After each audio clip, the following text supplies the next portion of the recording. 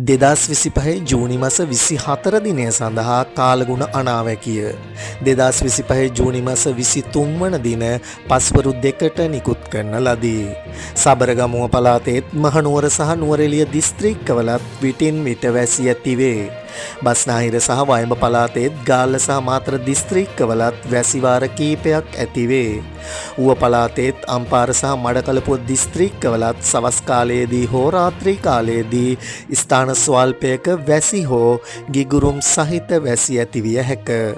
මධ්‍යම කඳුකරේ බටහිර බෑවුම් ප්‍රදේශවලත් උතුරු මැද සහ වයඹ පළාත්වලත් ත්‍රිකුණාමලය දිස්ත්‍රික්කයේ සහ හම්බන්තොට දිස්ත්‍රික්කවලත් විටින් විට හමන පැයට කිලෝමීටර් 30ත් පැයට කිලෝමීටර් 40ත් පමණ තරමක තද සුළං ඇතිවිය හැක.